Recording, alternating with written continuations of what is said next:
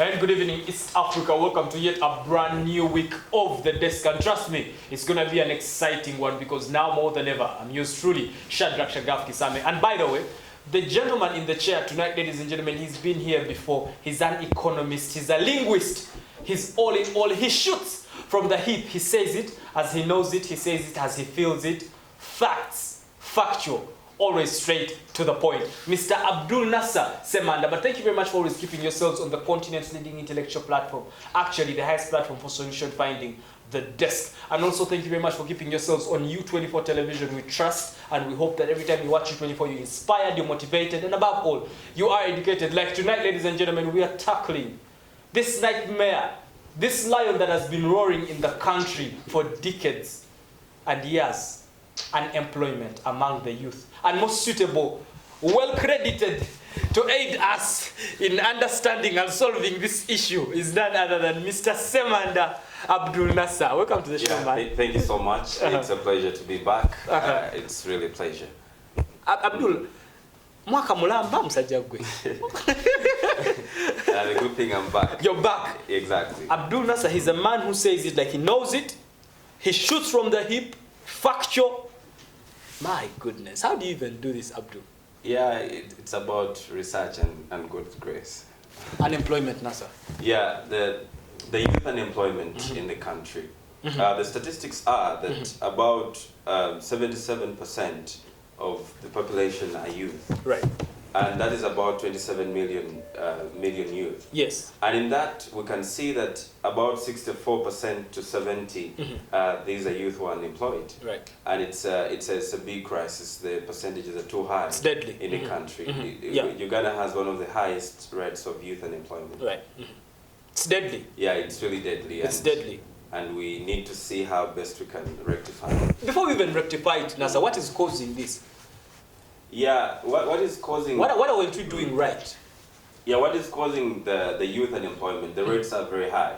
Maybe I could first also define what is youth unemployment. Right. The youth unemployment, these are the young people who are trying to look for jobs, but they can't find them at the ongoing wage rate. The Uganda Youth Council policy defines youth as those between 18 and 30. So they're not finding the jobs. And among the causes of the youth unemployment, first of all, is the skill mismatch. There is a mismatch in the skills. You can see that many youth are not trained to obtain the available jobs in the market. So why? Because of the education system. Most times we urge that the education system should train the youth regards to the job market. Do we need accountants? Do we need architects? What do we need in the market? And when we train the youth in regards to the job market, it can really hope to avert that. But the skill mismatch is one of the reasons. And other reasons why we have youth unemployment, the issue about the discrimination. Actually, Nasser, before you go into discrimination, sorry. The mismatch in the skill, do you think we have people in government that we are paying with taxpayers' money that are specifically supposed to evaluate, study the market and know, okay, right now we need plumbers? Do you think we have such people in government, we're paying them and they're supposed to advise government to do that? Yeah, obviously we have them. Are they doing a good job? The Ministry of Education, these are the people who are responsible to review this. Right. The ministry has tried to do its best, but there is still more required. We need to review the curriculum, let it be more based on the skills than the issue about a lot of theoreticals. But we've sung this song, Nasser. This guy is doing a good job. What are they doing even? We've really sung this thing about let us train people in terms of skills. Right. Let us vocationalize the kind of education. Right. But I think more is still required because I also need to change the mindset of people. Many people think if you're a plumber, if you're a carpenter, then you failed in life, Right. And people should know that plumbers, carpenters are really getting good money. We use them in our organization. Oh yeah, in your projects, yes. In our project, they're doing well. We give them some good money. So I think it should really change, the mindset change among the youth that being a carpenter or a plumber doesn't mean you failed in life. Actually, these people have the skills from the practicals. They start up their own ventures. All right, so go on, the causes, yes. Yeah, so the other issue is also about the discrimination in the labor market in terms of gender, in terms of tribe, in terms of... Is that reality? Is that real? In terms of gender, tribe, and religion. Is it real? These things also happen. You can see that there are certain jobs where they can tell you we only need males.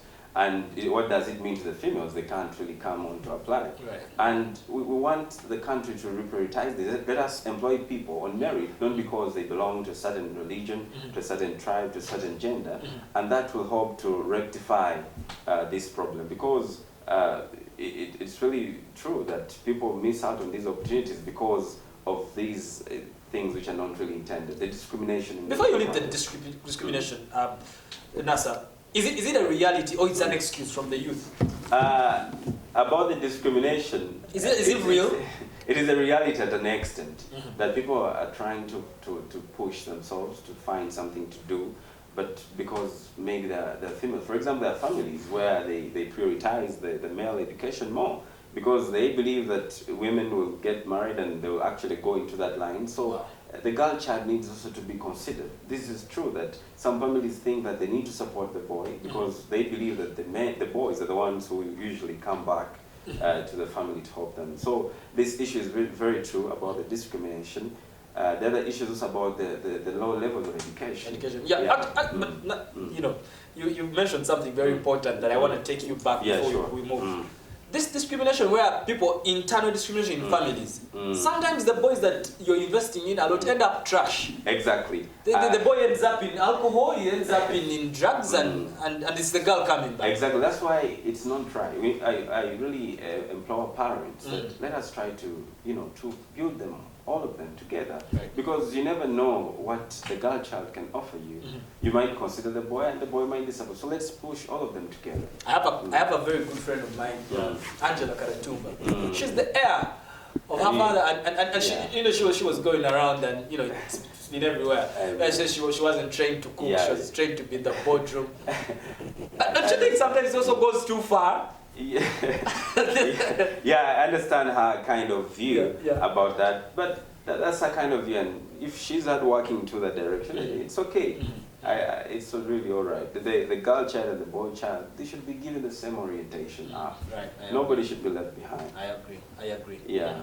Yes, go on as we go for a short break. Yeah, the other issues was also about the low levels of education in the country. We have the literacy rates are also still high. So in this kind of education, when people don't have access to education, for example, if a job requires you to be an accountant, it requires you to be a lawyer, it requires you to be any other profession, but when you don't have this access to education, most times because of poverty, which is really hitting the country, that a parent can't manage to push a kid through primary to secondary to university. The government has brought UPE, USE guys. Yeah, the government has brought all those programs, but we should ask ourselves how effective have they been. They are trying to do their best, but they can't absorb everybody. So the limited access to education is also affecting the people, so that they don't have the required skills to take up the jobs. The other issue is also lack of social connections. You should know that some people are where they are not because they are so much educated, but they are connected. How do you get connections, Abdu? How do you get connections? People on the street got to know your connections. How do you get connections is by, reserving those people whom you think are important in your way forward. The problem is that we keep so many people around us, those who don't push us forward. Garbage. Yeah, let us, I don't want to use the term. Baggage. Exactly. But let us keep with people who help us to push forward. Yeah. You keep a close connection with them. When they have something, they'll think about my friend X. So the social connections. Yeah. I've always told people that your network is your network. Correct. So the social connections are also very key in seeing that we are having a lot of issues, because some people lack the social connections to tell them about a certain job, to tell them about there's something for you. And I think that's also one of the reasons why, the unemployment rate is high. Abdul, let me go for a short break. When we come back, we dive deep into the discussion. I'm enjoying this. Exactly. All right. Now, do not go where you're still on the continuous leading intellectual platform, actually the highest platform for solution finding. The desk, do not go away. The desk actually returns in a bit.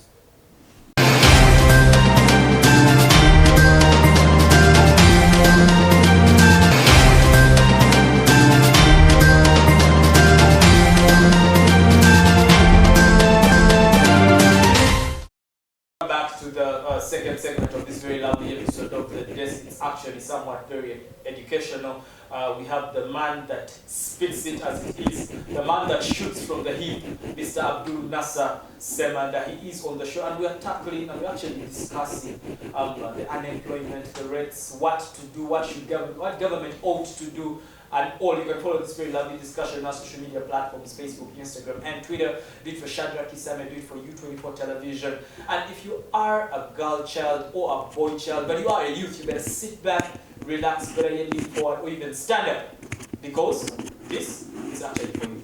Mr. Abdul Nasser. Yeah, thanks. As we finish the causes, what led us to where we are at, maybe we will just look at the different forms of because when someone hears you say unemployment, someone may be doing something and they are not earning and they think they are employed. Exactly.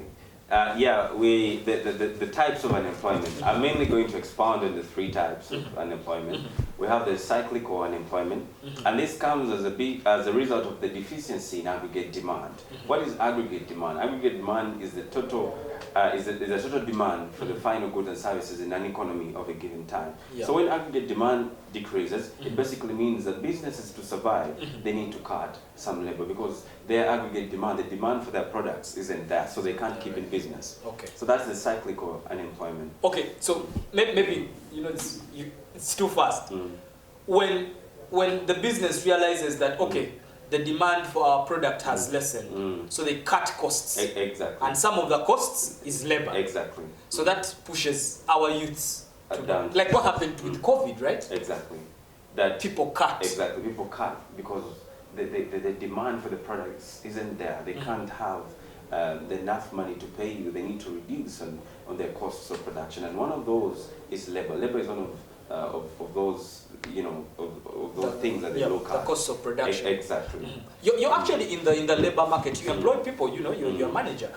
How did this hit you? Did you experience that cyclic unemployment you're talking about? Did you let people go? Yeah, we really experienced this kind of the COVID also hit us in our sector, and there were changes in terms of wages, in terms of there were some changes, and of course we can't even employ more now because we're still trying to recover from the COVID setback. It's bad. It's really bad, but we are trying our best. We didn't come to fear the future, we came to shape it. Right. Go on. Another type is the structural unemployment. This results in the changes of technology. So when technology comes in, it replaces the human labor, and the human labor becomes obsolete, or it becomes non-existent. Right. We don't need it anymore because the machines are coming in to replace the human, the human labor. Yeah. I think this, you see it in many organizations where machines are there. These days you don't need like messengers. Yes. You can use the different media. So in that case, it means that certain people can't be able to be employed in the job market. Is this good? Is this good or bad? Because now when you meet a technical guy, it's like, we're taking this thing to the next level. And yet some people, they are losing jobs. Yeah, some people are losing jobs. Evaluate. Evaluating of course we need technology. What we need to do is to train the people to give them more skills that actually we can compare them. Maybe somebody can do something as compared to that of the technology. But the issue is that it's good to have technology changes. It eases work and it's quicker. But I think technology has also hit the employment a lot because exactly then people have nothing to do. They have nothing to do because technology, the machines are replacing the human labor. That's why we're advising government that let it try to advocate for the labor-intensive technology where the human beings are used more in the production processes. Oh, okay, makes sense. Yes, sir, go on. Yeah, and the other type is the frictional unemployment. That in a result of leaving one job to another, in that period where you're looking for another job, there is that period where you are unemployed, and it's always for a short time, but that's frictional unemployment. As you're trying to search another job, for example, you're moving from job A, you're going to job B. In that period of moving from job A to job B, that is a frictional unemployment. So at that point, you're not earning. Yeah, you're not earning, you're not employed. So we say it's a frictional unemployment. But some people take a long time there. Yeah, some people take a long time, because that's why I advise people that before you leave job A, you should be assured of job B. Right. You know, don't leave before you get another job. That's a very big issue affecting the youth. You tell him, why did you leave this job? You know, yet you didn't get any other job. So let us keep there until we have an alternative. You know, one time, the last time you were on the show, you were talking about how excited youths get. You know, they want to they want to buy things before their time. Exactly. They want so it also takes me back to that, like maybe someone promised them, and before I'm resigning. Exactly. So we should hold on. Everybody is not having the best where they are. They're trying to hold it on. Yeah. They're trying to give it time. They're being hopeful, and they're knowing that the best is yet to come. Yet to come. Right, exactly. Right. So those are the main three types of unemployment we face in this country. Yeah, but do you think with the last one, the frictional unemployment, do you think that COVID has lengthened that time of frictional unemployment? Yeah, it has really, tried to stretch it, because if you're planning to leave job A and you're going to job B, and the managers or the board of job B is saying, but we can't add on 2 people. Yes. We still have a lot to handle. The sales are reducing, the profits are not enough, and the board is resolving that let's not employ people, but let us actually cut people. So the COVID has really affected the economy, but the Bank of Uganda, which is the one responsible for the monetary policy, it's doing all it can. Is it enough to see that the country stabilizes? It's not enough. That's why we are in the remedies. We'll see that we are going to see how government can try to help here and there, so that we can see how we can boost. Actually, as we go for a short break. Do you think, Abdul, in our, before then, at campus, organizations would come to your campus and like outsource when someone is even in second year, third year, and we're not seeing that anymore. Like, do you think the old times would come back? Where you're outsourced at campus? Yeah, I really remember those days. I'm a former student at Makerere University School. I pursued economics, and I was also a guild speaker at that university. And this is true. And apparently you're still there. What do you call it? The alumni? You're still. Yeah, I'm an alumni. I'm still back there pursuing my master's degree in business administration. Right. So it's true that during our time there was that kind of outsourcing. Organizations used to come and they want to select students to take into their fund. But these days, it's really very minimal. We don't see them anymore. And it's a big issue, because those days you thought that if I work hard, I get good grades, I get a first class, I can easily be absorbed into the job market, which is not the case today. But do you think, do you think that time can come back? Yeah, I think the time can come back as the economy stabilizes. I believe the time can come back. All right. So let's go for a short break. When we come back, we talk about the remedies. Exactly. Because I really want to ask you a few questions. All right. Now, do not go away. You're still on the continent's leading intellectual platform, The Desk, and The Desk returns in a bit.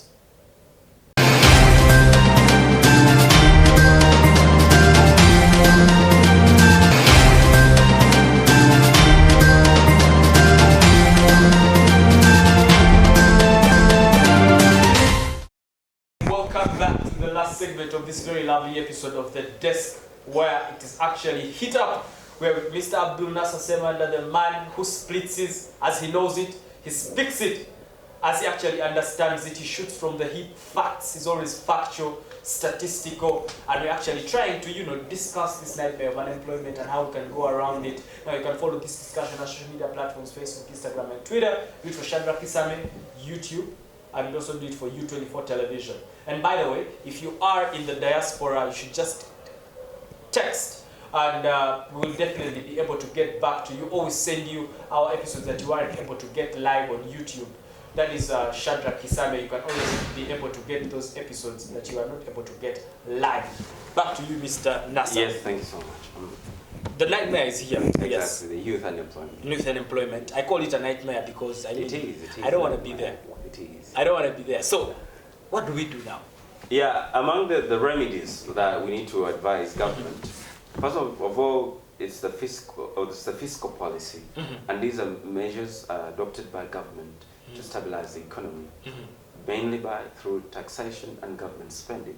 More tax. So we advise the government to adopt an expansionary fiscal policy. Okay. And this basically means that we are asking government to reduce the taxes. Okay. And it increases the government spending. Okay. And when it reduces the taxes, it basically means that the people can borrow money. Okay. And they can invest. They can borrow money and they can demand.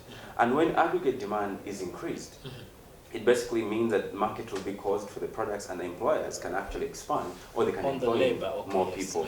And when government spends money probably on infrastructure, for example, if it builds roads, if it improves the infrastructure, it will attract investors to come into the country to invest. So an expansionary fiscal policy, if the people from Bank of Uganda listening to us, this should really be one of those issues that us try to focus on the fiscal policy, exactly, especially the implementers in government. And that's my question. Is really important. We have people like you, Nasser, that design these policies, the policy makers, the technocrats. I believe they try to do their job, and then with implementation. Yeah, we are still having a problem with the implementation. We can make them rosy on the paper and rosy in the discussions, but then when they're not implemented, it cannot make anything useful for the country. So we call upon government to implement these policies. They should come out of paper and they should actually be implemented in that sense. Right. The other issue is the monetary policy. The monetary policy, it's basically carried out by the monetary authority of the country, in this case, Bank of Uganda. Yes. And it's mainly intended to do with interest rates and also money supply. So in this case, you're saying, and all these are intended to stabilize the economy.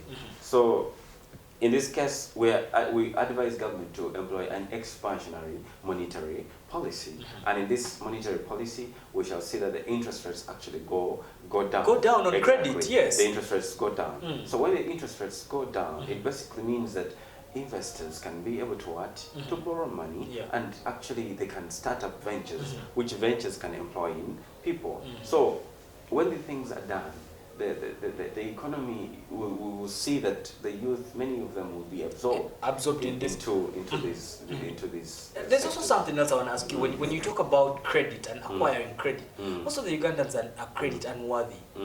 They have no access to credit. Yes, they have no collateral. What do we do? Yeah, Ugandans don't have access to collateral because they are asking for too much.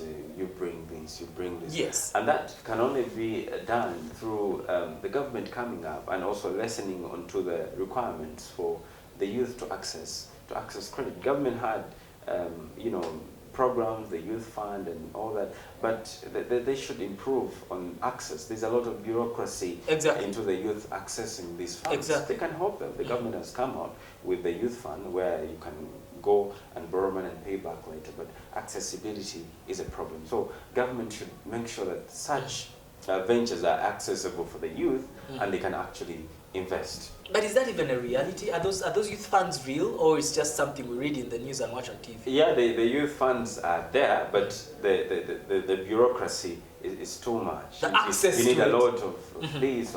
So right. we're asking them, let them lessen the accessibility so the youth can actually borrow and they can actually invest. So that's one of the recommendations. There are issues about the education curriculum. We're calling upon the Ministry of Education to review the curriculum so that it is intended more to focus on skills, more than the theoretical bit. And skills, I mean imparting people with skills, the vocational skills also important. Let us put more energy on things like somebody can become a plumber, they can become a carpenter, they can become a builder. All these things are important. And let Ugandans stop stigmatizing people in the vocational sector. There's so much stigma There's so much stigma. They think that if you belong to this sector, probably you failed at UCE or USCE, or your family support afford you a university degree. So if this stigma is stopped, we'll see that many are being absorbed into that market after, and these things are very practical. After learning, you can be able to actually do them.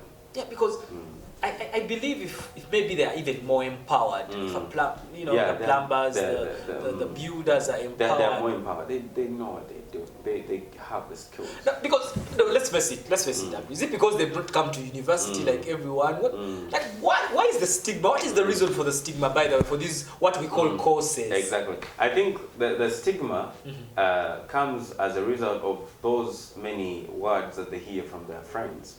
You know, but don't do this course. How will you be considered? You need to get a degree. You need to get this. But actually, some of them are doing so well. Yes. Better than even those with degrees. There are people with degrees, but the degrees were not in correlation with available jobs. There are many degrees out there, but some of them are irrelevant. They're not needed. Yeah, you've actually mentioned something. I don't know that it was one of your remedies, but the correlation of the skill with the job market. Who helps with that now?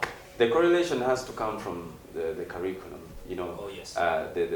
They need to make it to correlate with the available jobs. So they need to do like Ministry of Education should do research. Does research, they evaluate, and they say, hey, and they because of these findings, we are prioritizing these skills because it's what the market wants.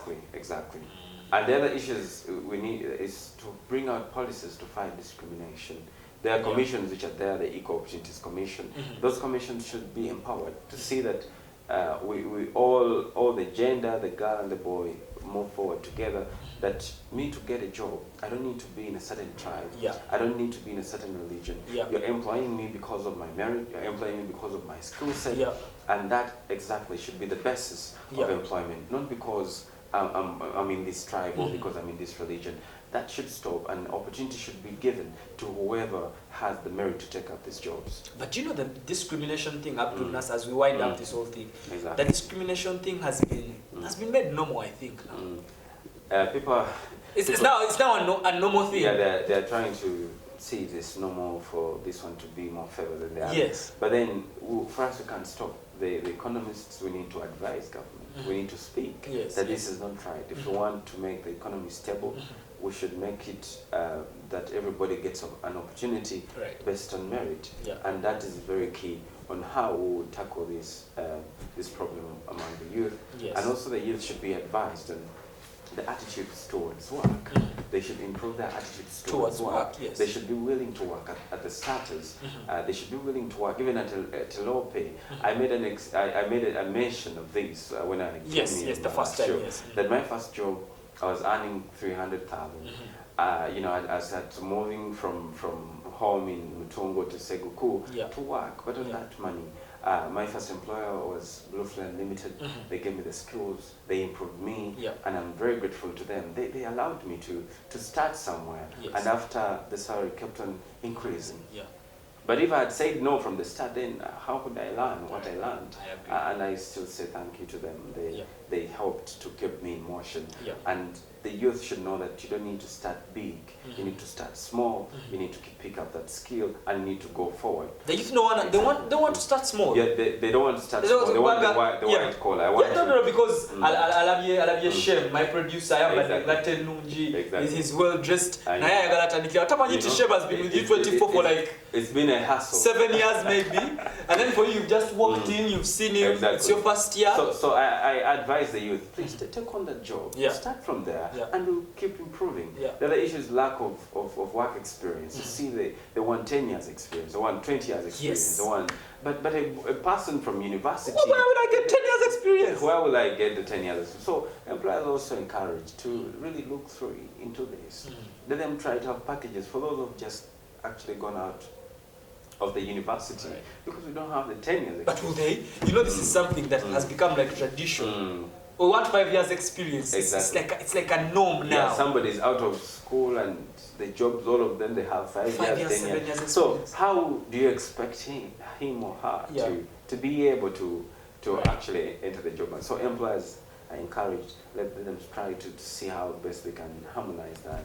The other issue can also be about, I've talked about the lack of those skills. Yes, but because then also Abdul, I also want to think about this. Is that the youth don't have the normal skills that are needed, you know, Microsoft packages and everything. Yeah, and then the person has a degree. Like you don't blame an employer for not giving you that. Exactly.